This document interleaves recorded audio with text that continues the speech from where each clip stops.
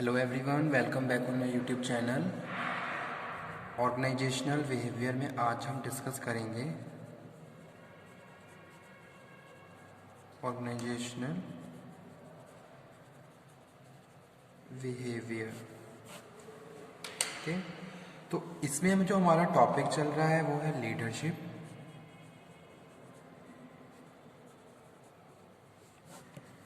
Previous video lecture में हमने जो टॉपिक डिस्कस किया था उसमें हमने नेचर ऑफ लीडरशिप और meaning and definition of leadership discuss की थी। ठीक है, तो इसी टॉपिक को आगे कंटिन्यू करते हुए आज के सेशन में हम डिस्कस करेंगे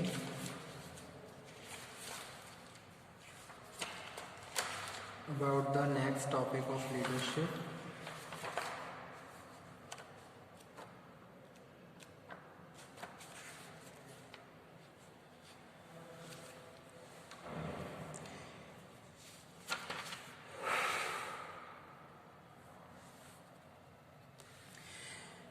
importance of leadership.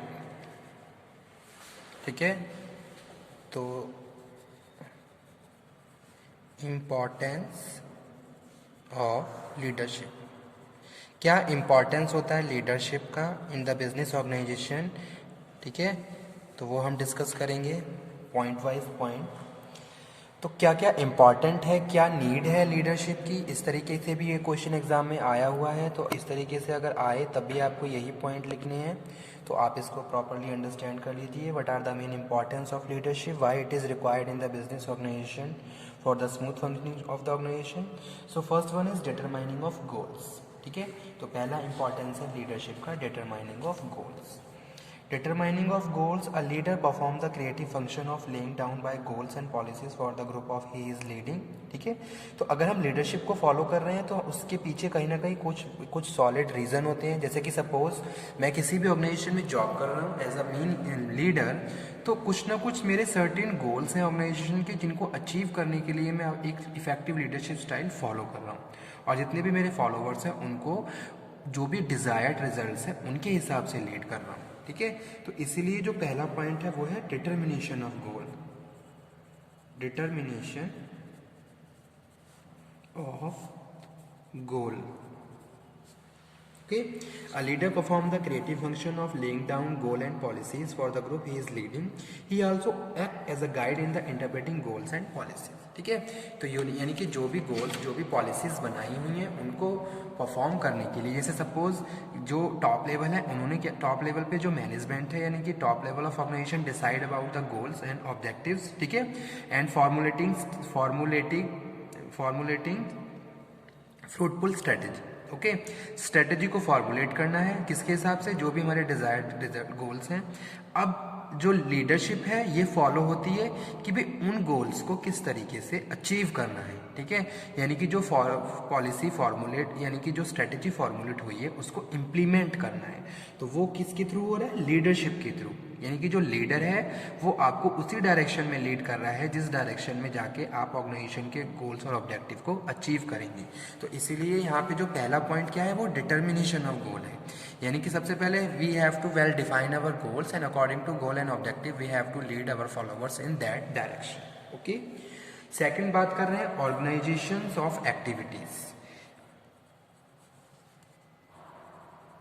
Organisation of activities यानी कि अगर लीडरशिप, कोई भी लीडर अपने फॉलोवर्स को लीड कर रहा है तो उसमें वो क्या करेगा, जो भी रिक्वायर्ड फंक्शन है, जो भी एक्टिविटीज़ है उनको ऑर्गेनाइज करेगा।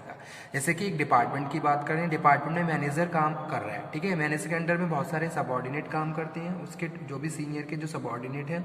अब जो सीनियर है वो अपने डिपार्टमेंट की जो भी फंक्शन है, जो भी एक्टिविटीज़ है उनको ऑर्गेनाइज करेगा, ताकि हर एक से वो एक प्रॉपर काम करवा सके और टास्क असाइन कर सके, और ऑर्गेनाइजेशन के जो भी काम है या जो भी वर्क फंक्शनिंग है उनको एफिशिएंट वे में परफॉर्म करवा सके।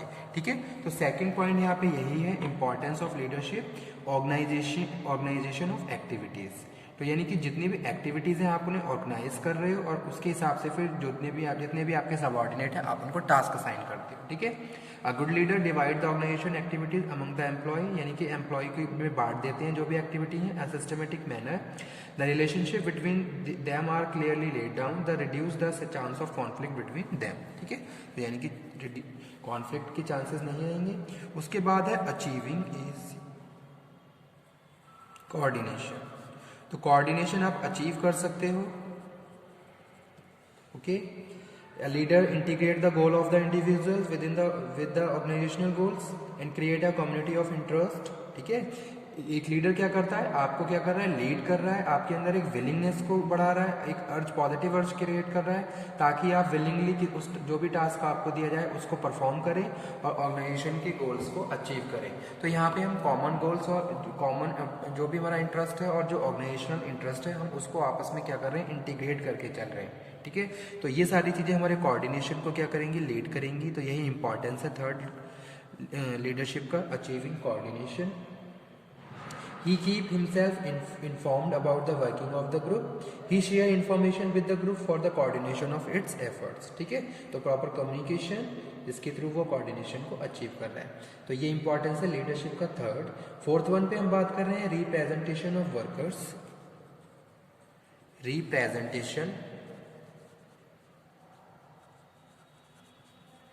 Representation of workers.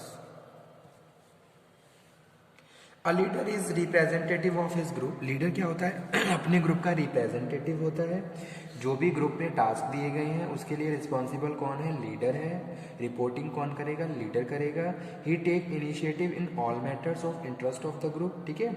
Interest group के लिए जो भी डिसीजंस मेकिंग है, जो भी रिस्पॉन्सिबिलिटी है, जो भी चीज़ें हैं वो क्या कर रहा है, लीडर परफॉर्म कर रहा है। He also attempt to fulfil the psychological need of his follower also, ठीक है। यानी कि जो भी ग्रुप की जो नीड्स हैं, जो भी फॉलोअर्स की नीड्स हैं उनको फुलफिल करने का काम किसका है, लीडर का। तो that's why we are saying representation of workers. Fifth one हम बात कर रहे हैं प्रोवाइडिंग गाइडेंस। वो क्या करेगा, अपने फॉलोअर्स को गाइडेंस प्रोवाइड करेगा। If followers are feeling any problem in the task in the group, ठीक है, यो कोई भी फंक्शन कोई भी टास्क दिया गया है उनको कोई प्रॉब्लम हो रही है तो उस केस में leader must provide guidance to their followers to sort out their problems, okay.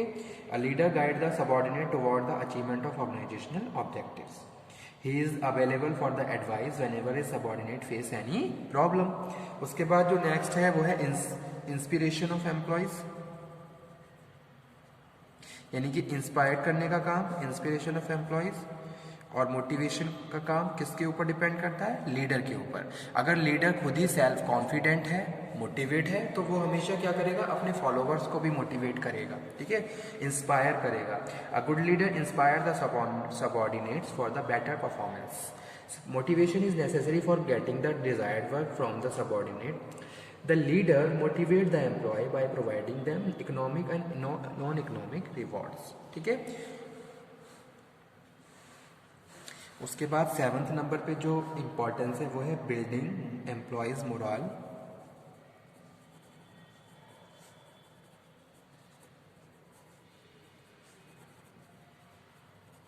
Okay, good leadership is indispensable for high employee morale. The leader shape the thinking of attitude of the group, ठीक है। यानी कि उनके moral को और ज़्यादा buildup करना, उनकी थिंकिंग को और ज़्यादा एक्सपेंड करना ताकि वो बेटर डिसीजन ले सकें। तो ये सारी चीज़ें किसके थ्रू होती हैं, लीडरशिप के थ्रू ही होती हैं। तो यहाँ पे हम जो बिल्डअप मोरल की बात कर रहे हैं वो भी मोस्ट इंपॉर्टेंट रोल प्ले करता है ऑर्गेनाइजेशन में। लीडर ही क्या है, अपने जितने भी फॉलोवर्स हैं उनके मोरल को बिल्डअप कर सकता है बाय डिफरेंट टेक्निक्स, ओके। उसके बाद है फैसिलिटेट चेंज। कोई भी चेंजेस रिक्वायर्ड है और वो एक्सेप्ट करना है तो लीडर क्या करेगा, अपने फॉलोअर्स को मोटिवेट करेगा। जैसे ऑर्गेनाइजेशन में कुछ चेंजेस होते हैं तो मैनेजर क्या करता है, अपने फॉलोअर्स को इंस्ट्रक्शन देता है, उनके साथ प्रॉपर कम्युनिकेशन करता है, उनको गाइड करता है, सपोर्ट करता है कि भी जो भी चेंजेस है उसको किस तरीके से एक्सेप्ट करना है। तो सेम वही चीज़ हम बात कर रहे हैं लीडरशिप में। Leadership is mechanism to convince workers, ठीक है, about the need of for the change. Dynamic leadership is cornerstone of the organisational change. Okay, so these are the importance of leadership.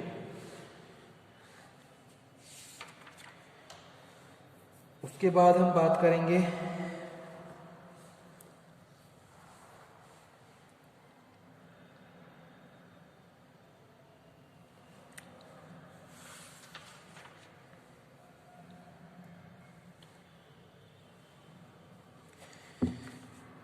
Ninth number पे जो है, it is needed to all the levels of management.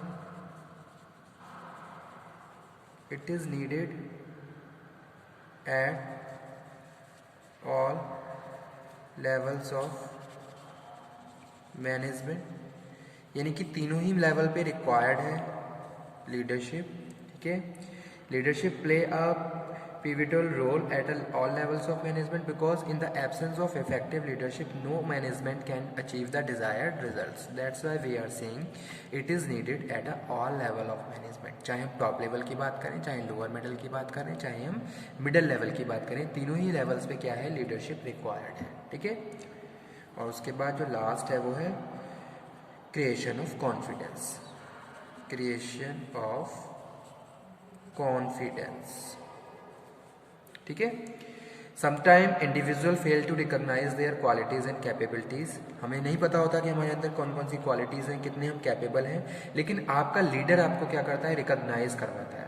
The leader create confidence among them by this superior knowledge. He provide psychological support and infuse the spirit of enthusiasm in followers by his conduct और expression. ठीक है, वो आपको identify करवाता है कि how much you are capable, आप कितने कैपेबल हैं, कितने एफर्ट्स आप यूज़ कर सकते हैं. ठीक है, और कहीं ना कहीं वो आपके अंदर क्या कर रहा है, कॉन्फिडेंस को क्रिएट कर रहा है. ठीक है, एक ट्रस्ट वर्दी एनवायरनमेंट जो होना चाहिए वो वहाँ पे क्या हो रहा है, बिल्डअप हो रहा है. आप कितना कॉन्फिडेंटली काम कर सकते हैं, कितने आप एफर्टफुल हैं. ठीक है, या फिर अगर हम बात करें कि आपके अंदर कौन कौन सी क्वालिटीज़ हैं और कितनी कैपेबिलिटी है आपके अंदर काम करने के लिए. तो ये सारी चीज़ें जो फॉलोवर्स हैं रिकॉग्नाइज करते हैं, वो किसके थ्रू करते हैं, लीडर के थ्रू ही. लीडर उनको प्रॉपरली एक कम्युनिकेशन के थ्रू उनको इन सारी चीज़ों को रिकॉग्नाइज करवाता है. ठीक है, तो ये थे importance of leadership. Okay, thank you very much.